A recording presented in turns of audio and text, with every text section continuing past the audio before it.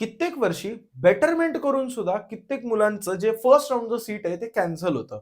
हे का बरं होतं हे समजून घेण्याचा आजच्या आपण व्हिडिओमध्ये प्रयत्न करूया आणि कॅप राउंड 2 ची तुमची स्ट्रॅटेजी काय असली पाहिजे हेही आपण समजून घेण्याचा प्रयत्न करूया. लक्षात घ्या बेटरमेंट केल्यानंतर प्रत्येक पालकाला, प्रत्येक विद्यार्थ्याला असं वाटतं की माझं सीट फिक्सच आहे. आता काहीही मला कॅप राउंड 2 मध्ये मिळालं तर माझ्या हातात हे सीट राहणारच आहे. ॲक्चुअली ते तसं नसतं. समजून घ्या सीईटी सेल तुम्हाला विचारतंय की तुम्हाला जे सीट मिळालेलं आहे त्याच्यापेक्षा तुम्हाला अजून काय आणखी हवंय. ओके. तुमच्याकडे हे मिळालेलं आहे. उदाहरणार्थ तुमच्याकडे चांदी आहे. तर सीईटी सेल विचारता याच्यापेक्षा चांगलं काय हवंय? तर तुम्ही म्हणाल सोनं हवंय. आता त्याच्यात तुम्ही जर हे टाकलं समजा अ, लोखंड टाकला तर सीईटी सेल लोखंड पण तुम्हाला देणार आहे. लक्षात घ्या. सो तुम्हाला जे मिळालेलं आहे त्याच्या वरचं विचारताय. तर एखाद्याला लोखंड मिळालं तो म्हणेल मला सोनं आणि चांदी पाहिजे. जर एखाद्याला चांदी मिळाली तर तो म्हणेल मला एखादं सोनं पाहिजे. सो लक्षात घ्या आणि ज्याला सोनं मिळालंय त्यानं सांगितलं नाही मला लोखंड पाहिजे तर सीईटी सेल त्याला लोखंड सुद्धा देणार आहे.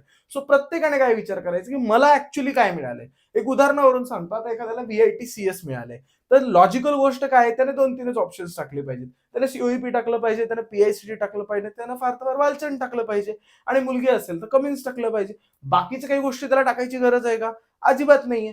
पण आता इथेच एखाद्या विद्यार्थ्याने काय विचार केला की जसे मी कॅप राउंड 1 ला सगळे ऑप्शन जास्तीत जास्त टाकले होते त्यावेळेस सुद्धा यावेळेस सुद्धा मी सगळे ऑप्शन्स टाकून देतो. मग काय होणार आहे तो सीओईपी टाकेल, पीआयसीटी टाकेल, वालचंद टाकेल, खाली डी पाटील समजा त्याने टाकून दिलं. त्या केसमध्ये काय होणार आहे त्याला डी पाटील अलॉट होणार आहे. बरोबर. मग जर त्याला डी पाटील अलॉट झालं तर ऑटोमॅटिकली ही त्याची सीट कॅन्सल होणार आहे.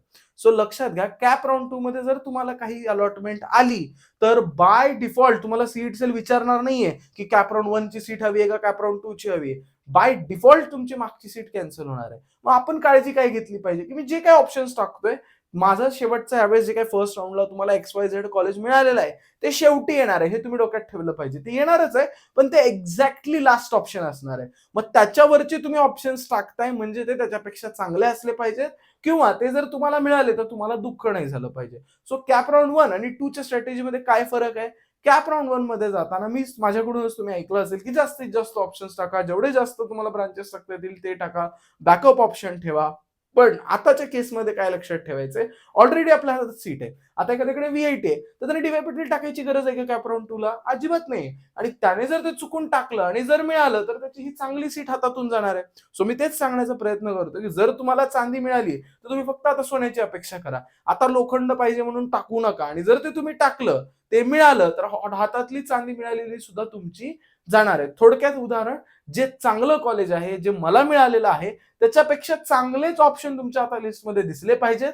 कारण बाय डिफॉल्ट तुम्ही जरी नाही टाकलं तरी शेवटी तुम्हाला जे मिळालेला ऑप्शन असणार आहे तो शेवटच्या नंबरला येणार आहे. मग जेव्हा तुम्ही फॉर्म फिलिंग सुरू कराल समजा गेल्या वेळेस तुम्हाला 100 ऑप्शन्स मिळाले होते तर सिंपल स्ट्रॅटेजी काय ठेवायची समजा तुम्ही गेल्या 100 ऑप्शन्स टाकले होते आणि उदाहरणार्थ तुम्हाला 50 नंबरचा ऑप्शन 50 नंबरचा ऑप्शन फर्स्ट राऊंड मध्ये मिळालाय आणि तुम्ही तो बेटरमेंट केलेला आहे. मग आता दोन गोष्टी बघायच्या. सगळ्यात पहिले वरचे जे 49 ऑप्शन्स आहेत त्याच्यामध्ये मला काही अडचण आहे का? म्हणजे जर वरचे हे 50च्या वरचे जे 49 ऑप्शन्स मी गेल्या राऊंडला टाकले होते याच्यामध्ये मला काही अडचण आहे का? हे मिळाले तर मला आता करंट फर्स्ट राऊंड मध्ये जे मिळालंय त्याच्यापेक्षा चांगलेच आहेत का? की असा एखादा ऑप्शन आहे की नको आता मला हे मिळालेलं आहे तर मला इथे जायची गरज नाही. तर ते सरळ ऑप्शन बिनधास्त काढून टाकायचे. म्हणजे कॅप राउंड 2 ला काढण्यावर पहिले भर द्यायचा की मला हे ऑप्शन नकोच आहेत. आता एखाद्याला मिळालेलं आहे समजा सीएस मिळालंय तर आयटी यायची त्याला गरज नाहीये. समजा त्याला वाटतं तर सीएस मिळालंय आता या कॉलेजमध्ये आयटी मी टाकलं होतं मला गरज नाहीये. तर त्याने ते सगळे ऑप्शन्स असे न लागणारे ऑप्शन्स काढून टाकायचे. आता तुमची लिस्ट झाली जी काय एडिटेड जे पहिले 50 ऑप्शन होते जे पहिल्या राऊंडला मिळाले नव्हते म्हणूनच 50वा ऑप्शन मिळाला होता त्याच्यात जे काही वरचे होते तुम्ही काढून टाकले नकोय.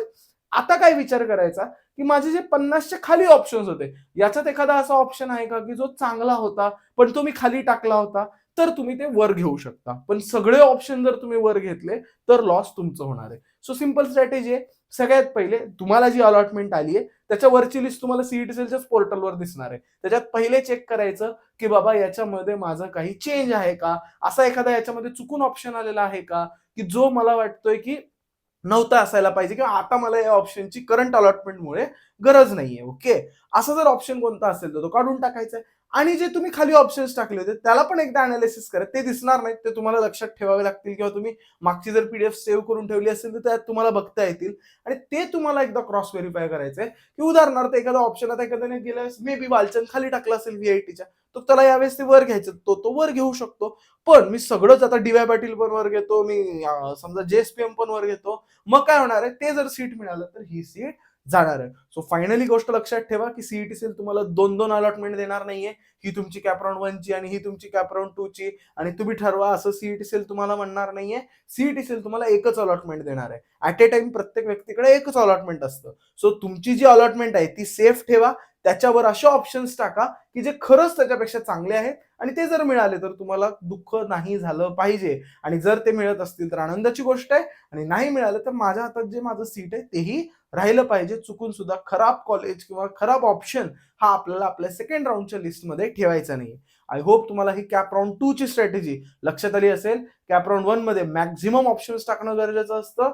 कॅप राउंड 2 मध्ये मिनिमम ऑप्शन्स टाकणं गरजेचं असतं, कारण जे नकोय ते आता टाकत बसण्यात काहीही पॉइंट नाहीये. आय होप हा व्हिडिओ तुम्हाला आवडला असेल. कॅप राउंड 2 ची स्ट्रॅटेजी तुमच्या लक्षात आली असेल.